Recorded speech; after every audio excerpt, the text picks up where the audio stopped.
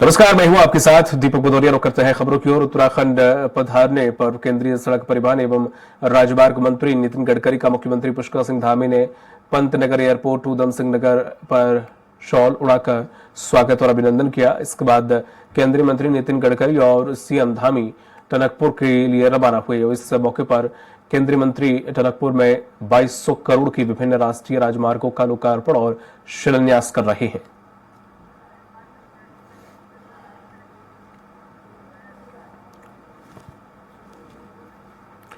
सीधे आपको लिए चलते हरिद्वार, जहां पर माननीय केंद्रीय मंत्री नितिन गडकरी जी के साथ हरिद्वार में आयोजित विभिन्न राष्ट्रीय राजमार्ग परियोजना के शिलान्यास कार्यक्रम में प्रतिभाग कर रहे हैं सीएम धामी। के नाते जो हम सब का यहाँ से प्रतिनिधित्व करते हैं, आदरणीय अजय भट्ट जी नैनीताल क्षेत्र के सांसद भी हैं, हमारे इस क्षेत्र के अल्मोड़ा पिथौरागढ़ लोकसभा क्षेत्र के लोकप्रिय सांसद भाई अजय टमटा जी, काशीपुर के लोकप्रिय विधायक आदरणीय त्रिलोक सिंह चीमा जी, जिला पंचायत की अध्यक्ष बहन ज्योति राय जी, जिला अध्यक्ष भारतीय जनता पार्टी भाई निर्मल मेहरा जी, प्रदेश मंत्री भाई विकास शर्मा जी, दीदी हेमा जोशी जी, आरओ मौर्य जी, जिलाधिकारी एवं यहाँ पूरी टीम और आए हुए सभी हमारे सभी जनप्रतिनिधिगण, सभी पदाधिकारीगण एवं आए हुए सभी मेरे बड़े बुजुर्ग, सभी उपस्थित माताएं बहनें, सभी मेरे नौजवान साथियों, मैं सबसे पहले तो आप सबकी तरफ से आप सबकी तरफ से आज हम सब के बीच में आदरणीय गडकरी जी का मां पूर्णागिरी की पवित्र भूमि पहुंचने पर आप सबकी तरफ से, उत्तराखंड वासियों की तरफ से हृदय से उनका अभिनंदन करता हूं, हृदय से स्वागत करता हूं। आज आपके द्वारा अनेक योजनाओं का यहां पर 8 महत्वपूर्ण परियोजनाएं जिनका शिलान्यास किया गया है, इसके लिए मैं इस पूरे क्षेत्र की, कुमाऊं क्षेत्र की देवतुल्य जनता की ओर से आपका धन्यवाद करता हूं। भाइयों बहनों, ये जो परियोजनाएं जिनके लिए हम लंबे समय से प्रयास कर रहे थे, वो सारी परियोजनाओं का आज भूमि पूजन हो गया है और जो स्वप्न हमने देखा था, जो एक संकल्प लिया था, वो सारी योजनाएं आज धरातल पर उतर रही हैं। आप सब समझ सकते होंगे कि लगातार भाई अजय टमटा जी, आदरणीय हमारे अजय भट्ट जी और मैं और हमारे सभी जनप्रतिनिधिगण लगातार इन योजनाओं के बारे में जब भी आम जनता के लोग उनसे मिलते थे, तो हमारा ये स्वप्न था कि ये योजनाएं धरातल पर उतरे। आज ये सारी योजनाएं धरातल पर उतर रही हैं और उत्तराखंड में जो हमारी कनेक्टिविटी है उसको मजबूत करने के लिए हम अपनी प्राथमिकता से इस दिशा में तेजी से काम कर रहे हैं, क्योंकि सड़कें अच्छी होंगी तो निश्चित रूप से हमको बहुत आसानी होगी। जैसे आप सभी जानते हैं, जहां हम बैठे हैं ये टनकपुर, जो कि एक समय में मैं जब बहुत छोटा होता था तो मुझे भली भांति याद है कि यहाँ पर बस पकड़ने के लिए हमको रात को ही आना पड़ता था। रात को आके टनकपुर के इसी रोडवेज के बस अड्डे पर रहना पड़ता था और प्रातःकाल यहाँ से पिथौरागढ़ के लिए बस जाती थी।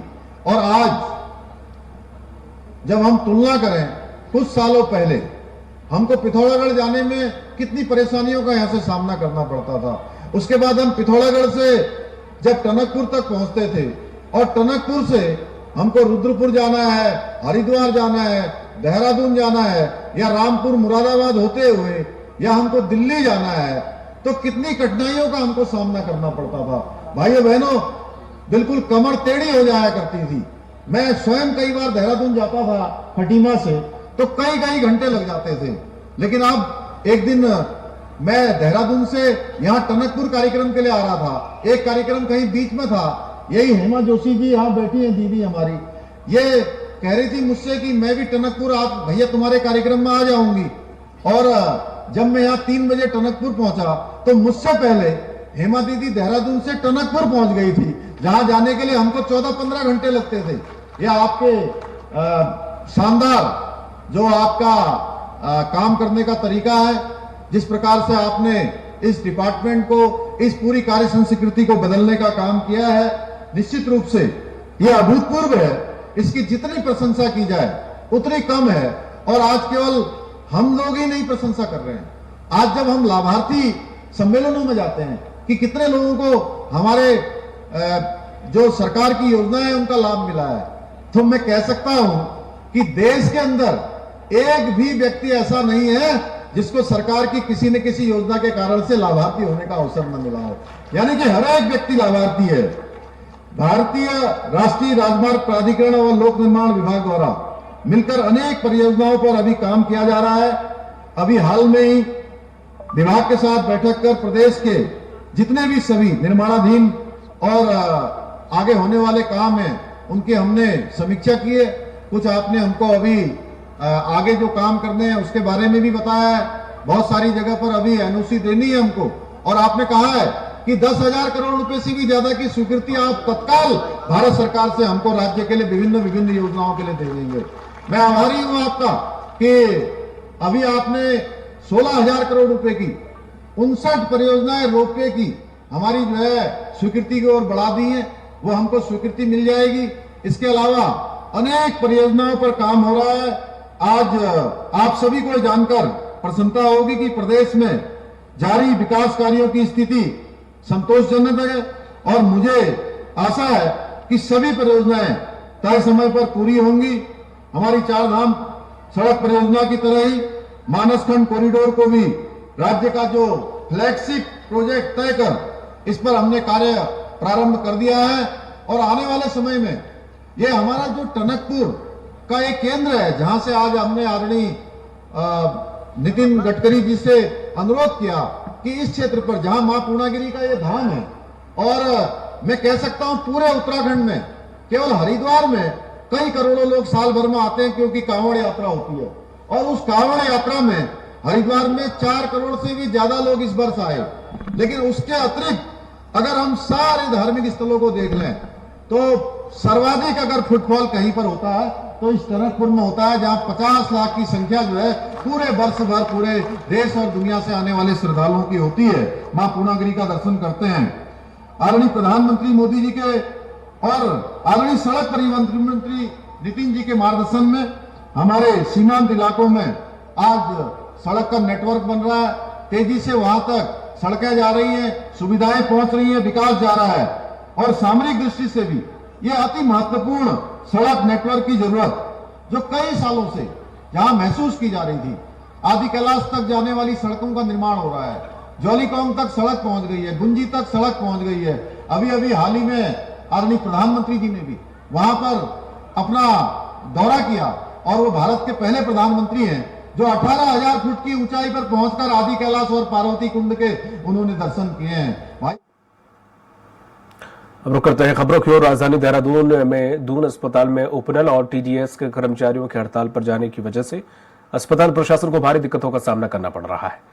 आपको बता दें कि वेतन वृद्धि और सहकर्मियों की नियुक्ति की मांग पर ओपनल और टीडीएस कर्मचारी हड़ताल पर है, जिसके बाद अस्पताल के ओपीडी ब्लॉक में पंजीकरण और बिलिंग काउंटर पर धीमी गति से कार्य होने की वजह से लोगों की भारी भीड़ देखने को मिल रही है। इसको लेकर दून अस्पताल के एमएस डॉक्टर अनुराग अग्रवाल ने कहा है कि हड़ताल को देखते हुए दूसरे पटल पर काम करने वाले कर्मचारियों को फौरन बिलिंग और पंजीकरण काउंटर पर तैनात कर दिया गया है। साथ ही उन्होंने उपनल और टीडीएस कर्मचारियों से अपील करते हुए कहा कि अस्पताल में इमरजेंसी की स्थिति कभी भी बन सकती और बन जाती है, जिससे यहाँ मरीज दुखता में आता है, और ऐसे में कर्मचारी अपने काम का ध्यान रखते हुए हड़ताल खत्म करें।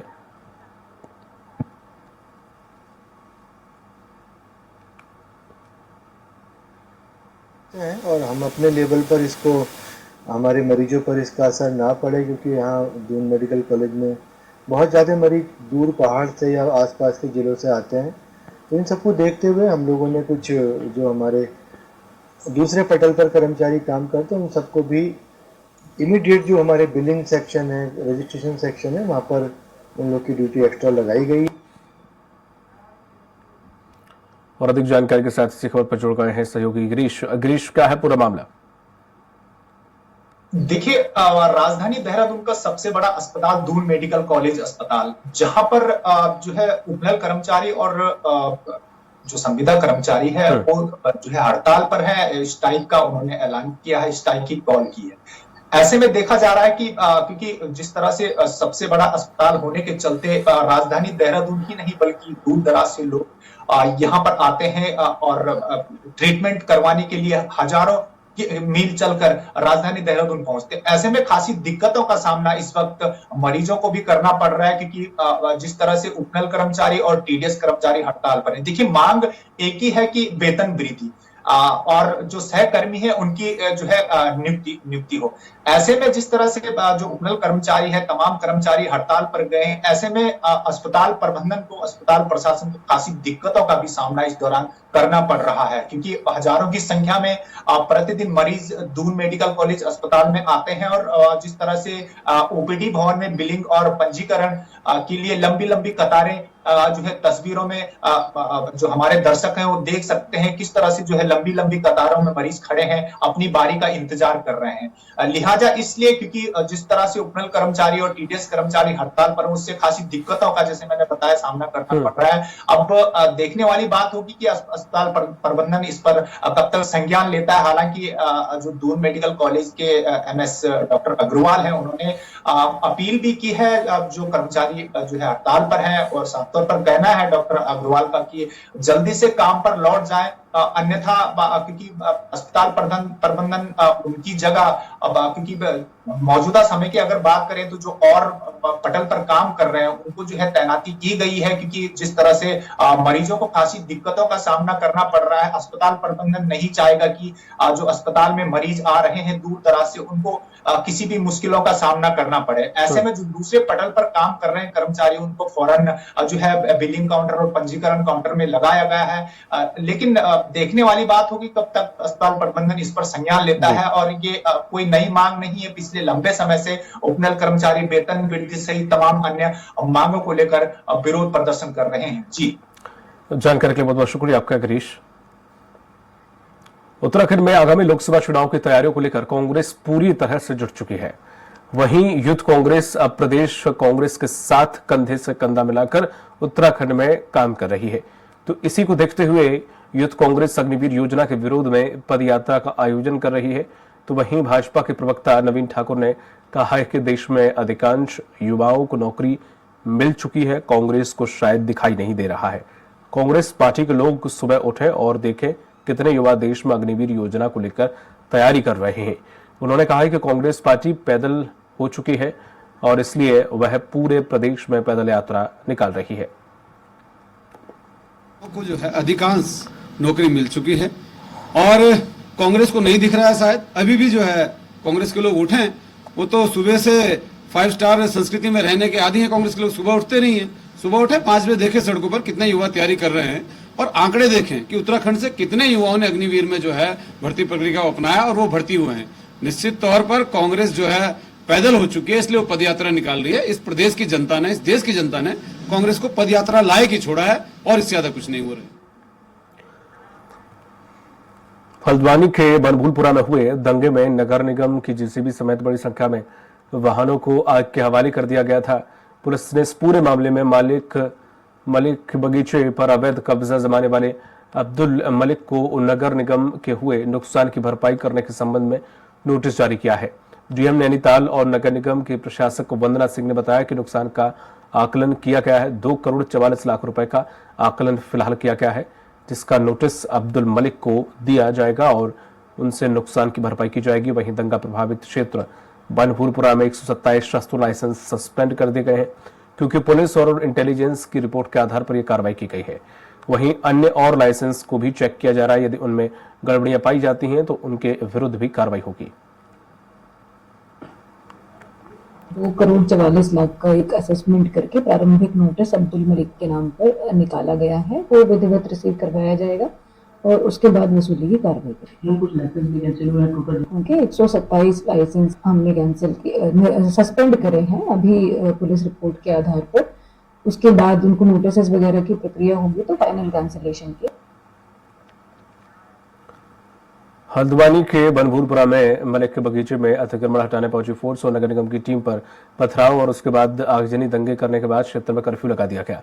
कर्फ्यू क्षेत्र में आवश्यक सामग्री, आवश्यक सेवाओं की परेशानी न हो, इसके लिए प्रशासन के जरिए चरणबद्ध तरीके से कार्य किया जा रहा है। और एक और जहां पर पुलिस दंगाइयों को चिन्हित करके गिरफ्तार करने में जुटी है, तो वहीं दूसरी तरफ शांति व्यवस्था कायम करने के साथ ही बीमार लोगों को दवाइयां, दूध और अन्य आवश्यक सामग्री का वितरण भी किया जा रहा है। गौरतलब है कि इस दंगे में 5 लोगों की मौत हो चुकी है और सैकड़ों गाड़ियां जला दी गई। बनभूरपुरा थाने को भी दंगाइयों ने अपना निशाना बनाया था।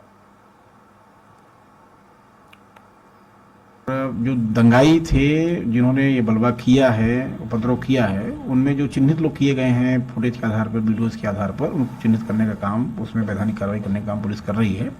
अब हमारी अभी वर्तमान प्राथमिकता यह है कि वहाँ पर स्थितियाँ तेजी से सामान्य करी जाएँ।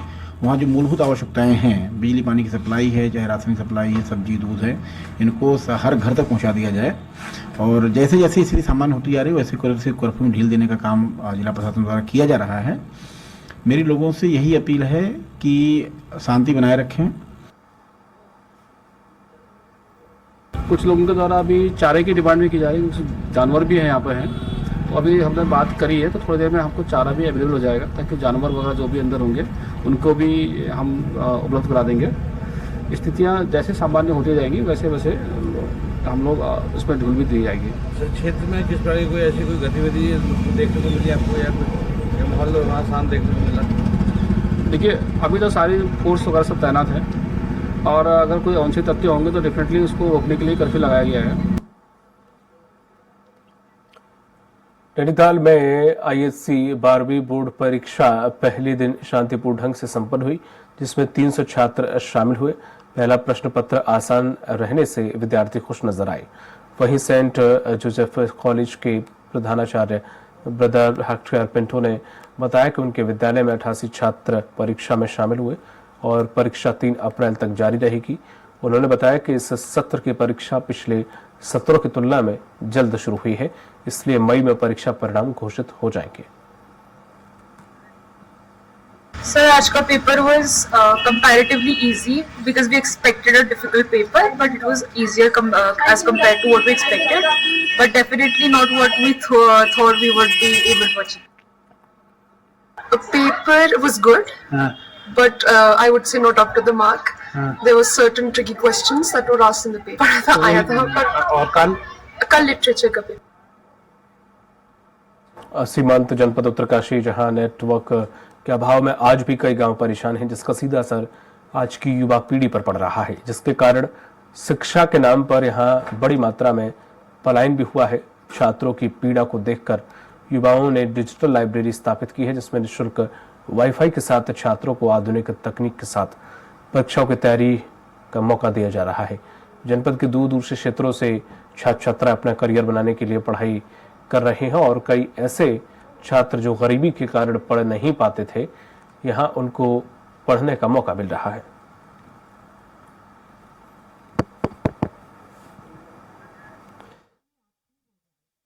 लाइब्रेरी की स्तर शिक्षा का स्तर बढ़ाने के लिए एक प्रयास किया है कि हमने अपनी एक लाइब्रेरी खोली है, जिसकी 2 ब्रांचेस है, एक भैरव चौक में, एक जोशियाड़ा में। आप लोग जो पढ़ना चाहते हैं, दूर दूर से आते हैं बच्चे, कई बच्चों का ऐसा होता है कि घर में ना पढ़ के चाहते हैं कि हमें एक माहौल मिले, तो हमने वो प्रयास किया है माहौल देने का। ये सरस्वती लाइब्रेरी, यहाँ हमारी सारी सुविधाएं हैं, इन्वर्टर से लेकर आपका आरओ, यहाँ पे आपका वाईफाई, सभी चीज़ें हैं।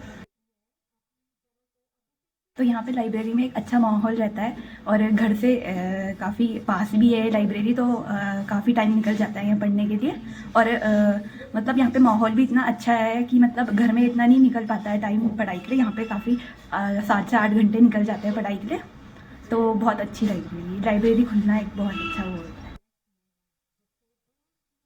हमें घर में नहीं मिल पाता है क्योंकि परिवार में अनेक सारी सुविधाएं नहीं मिल पाती है, जैसे कि हर बार घर वाले काम के लिए बोल देते हैं, बीच में उठा देते हैं कि चल ये काम कर, वो काम कर।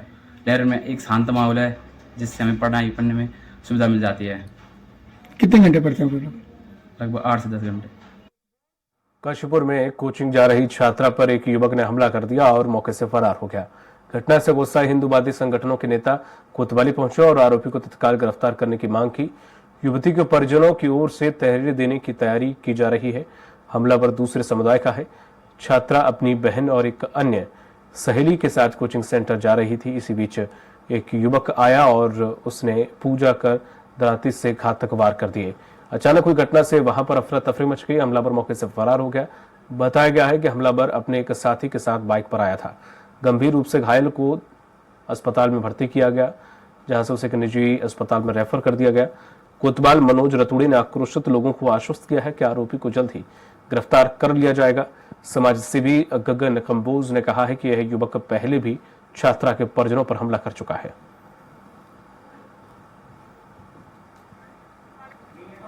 हमारे द्वारा उसको गिरफ्तार करने का पूरा प्रयास किया जा रहा है और जिस लड़के का नाम इस घटना में आ रहा है तो इस लड़के के द्वारा पहले भी इस लड़की के ऊपर बदतमीजी की गई थी, तो जिस संबंध में थाने में ऑलरेडी अभियोग पंजीकृत है।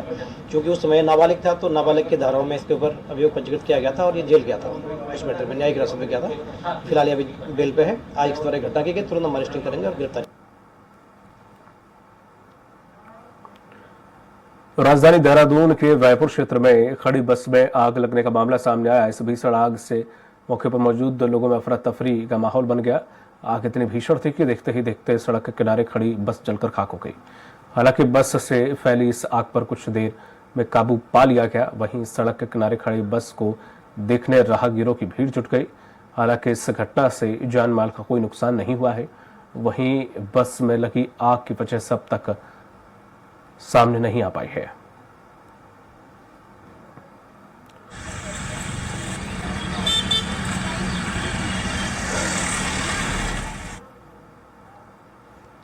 इस बुलेटिन में फिलहाल इतना ही। दीजिए इजाजत। नमस्कार।